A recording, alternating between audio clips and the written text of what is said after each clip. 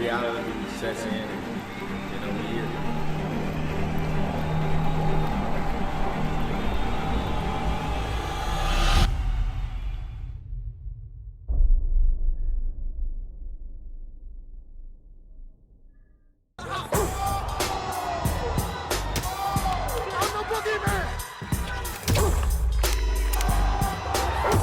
Respect isn't given, it's earned in blood. So the next thing I want to speak to you about is another one of your former fighters in the gym, Dave Allen. Biggest fight of his career. But the first thing I've got to ask you is about his underwear modelling. Did you see the video of him modelling underwear? I saw the clip of it, yeah. What do you make of it? Has he got a future as a model? You're probably thinking, why didn't they ring Dominic Ingle? Well, it depends what you're modelling, doesn't it? I mean, if you want that dad bod look, that's fine. He'll fit that, won't he? Although he's actually shaped up. So it depends what he's modelling. So I think that video is quite possibly start of camp. So obviously from the pictures. Well, if he's gone from what in that case, then he should be going from Y fronts to Calvin Klein briefs, shouldn't he? So let's just see if he can make that transition.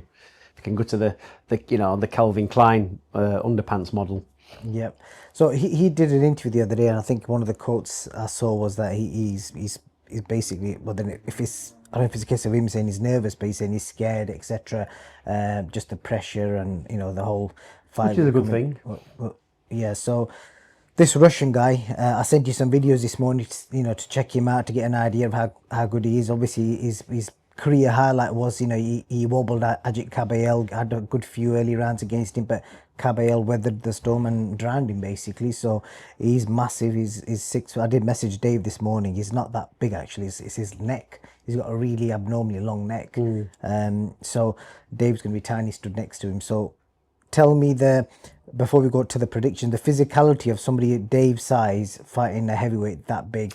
Yeah, but Dave's been in with big fellas. He's scored Tyson, he's scored them all, anti. So that's not really a thing. The thing is with Dave, he knows he can level big guys. He knows that the size is not always doesn't always matter, and there's nothing worse than fighting somebody like a Dave Allen when you're big and like having to punch down to him. You're punching down, and Dave comes over the top and he works you to the body. He's very good to the body, Dave.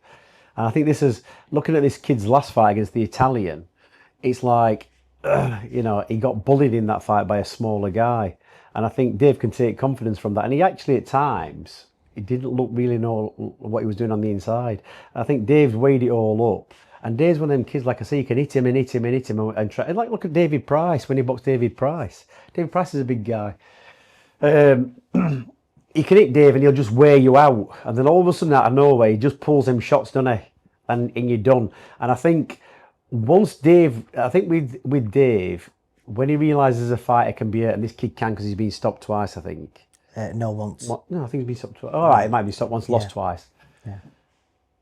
When that's happened, I know that was on a cut when he got stopped. But when Dave sees that, I think it gives him confidence that there's some vulnerability with them type of fighters, and I think Dave can capitalise on that. What do you make of his training methods? The Russian guy, we've seen videos of him wrestling bears to getting sledgehammers slammed into the pit of his stomach. Well, is that tactic? Is that something you've ever done? No, it's just ridiculous, isn't it? It's like, it's like, what's that got to do with boxing? It's like Sylvester Stallone chasing chickens, in it, for speed. Do you know what I mean? It's like, don't really count, does it? So it might just be for show and effect, but it's not. You was right, by the way. He did get stopped twice. Yeah, well, there you go. Yeah. So I think there's vulnerability there, and the one thing with Dave is that if he knows that somebody can be stopped, Dave has actually got the ability to stop people. He knows how to do it, and he knows how to do it very cleverly. You know what I mean? Plays possum a little bit, soaks it up, looks like he's a bit injured. All of a sudden they get a bit slack with a shot, and boom! And that's it, he gets them.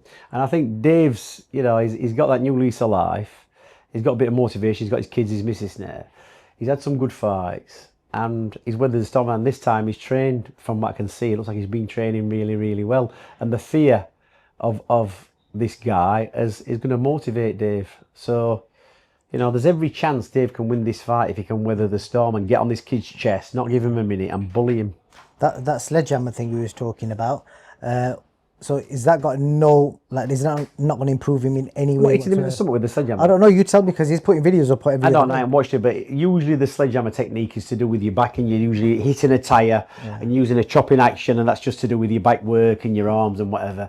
But so if somebody's hitting you in the stomach with a sledgehammer, what's that going to matter? That's not how you train your abs. Have you seen the video, by the way? No. Let me show it to you. Well, it's probably the best way to like rupture your spleen, maybe split your liver. It's like, what's that all about? He's obviously not hitting him. Realistically, if I'm going to hit that fella in the stomach with a sledgehammer, I'm going to take a big swing. I'm going to hit it like I'm trying to crack a rock. They're not doing that, are they? Don't. So, you know what I mean? So what really is that all about? It's not really doing anything, is it? They're not hitting him hard. Because if they're hitting him hard with that, I mean, it goes straight through him. Let's see if that gives him any benefits. So if you was to call it, in fact, let me see before. Is there anything else I want to talk about in regards to Dave? So Is it, what is it, a 12 rounder, 10 rounder, 8 rounder? let me just double check that. But whilst I'm checking that, it's a 12 rounder. The question about Dave's conditioning, we've obviously seen him with the gut, lose the gut, and then obviously he's openly talked about how he's drank Coke cans and sweets and all that kind of stuff, even in his last fight.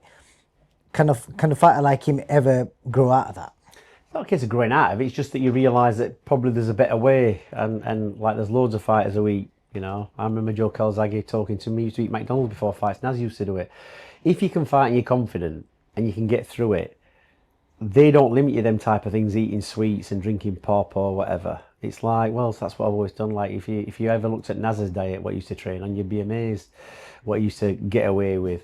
But once you've got that supreme confidence that you can fight and you've got power and you can go through the rounds and you're prepared to put it all in, there's fighters who on the other side, there's fighters who have everything precise, the training, the food, the nutrition, the sleep, and it's almost like they're compensating for something they ain't got.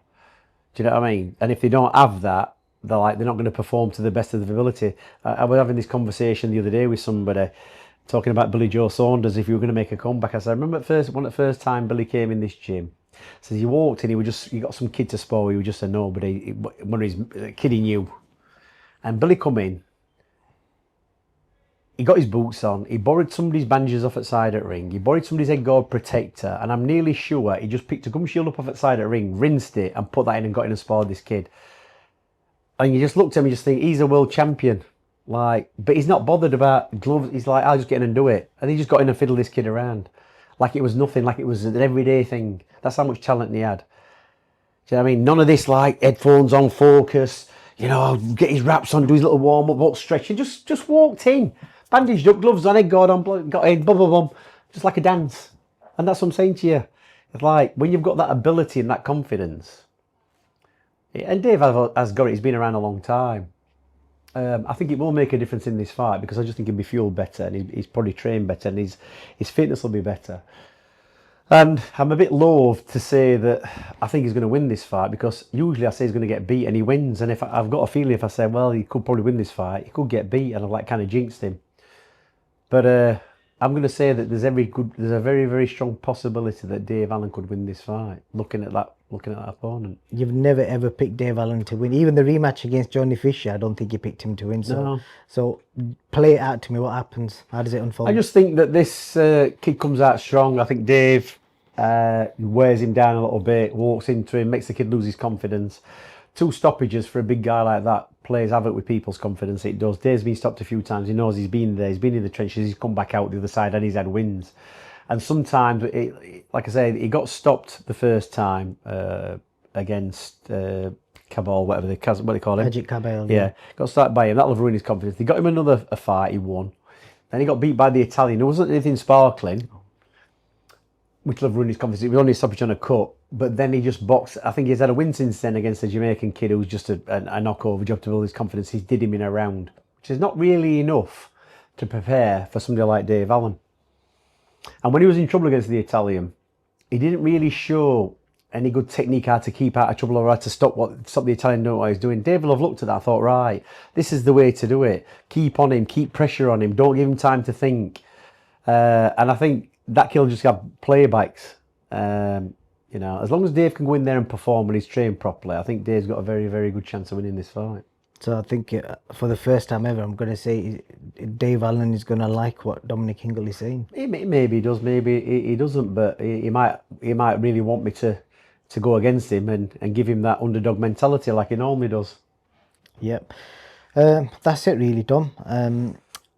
I was going to say, you know, the fact that you've got yourself into this crazy shape, you've lost, what, a stone in literally within 2 weeks. One of the secrets to that is your infamous book, like the cheapest nutrition book that you can ever get. £7.50, I think it is.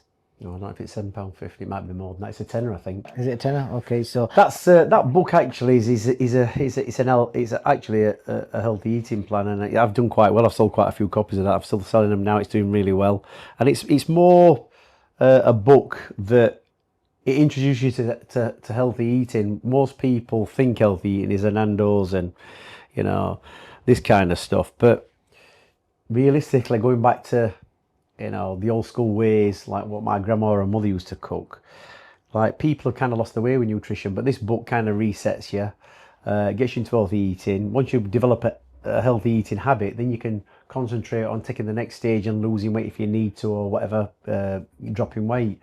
But you can't really go from being on an absolutely terrible diet to like super clean and super disciplined. It's too much of a transition. That's why people are jabbing themselves up with these skinny pens, so they just don't feel hungry. Anybody can resist food when they're not hungry, or when you're sick. So like I say, it's a big issue now, and everybody's doing this kind of stuff, taking the shortcut, but I just don't think they realise what the long-term damage is going to be. It's worrying, to be honest. Well, I'll have the link to your book pinned in the comments, so if anyone wants to get into shape early for the next year, it's a really good book. I've used it myself. Some really simple diets and meals on there that you can rustle up in 10-15 minutes. So yeah, that's it, Dom. Hopefully I'll catch you next time. We'll do a reaction to Dave Allen, seeing if he turns this guy over. And then they'll be talking about him and AJ next. Oh, possibly. You never know, do you? Well, listen, it's not beyond the realms of possibility after AJ's unexpected loss against Daniel Dubois. I mean, you know, the question is always going to be, you know, has AJ got it anymore? I don't know his training because I've been speaking to his PA, but I know he's back in the mix. So it will be interesting. Let's see. Dominic Ingle, thank you very much. You know, dreams do come true. Reality sets in, and, you know, we here.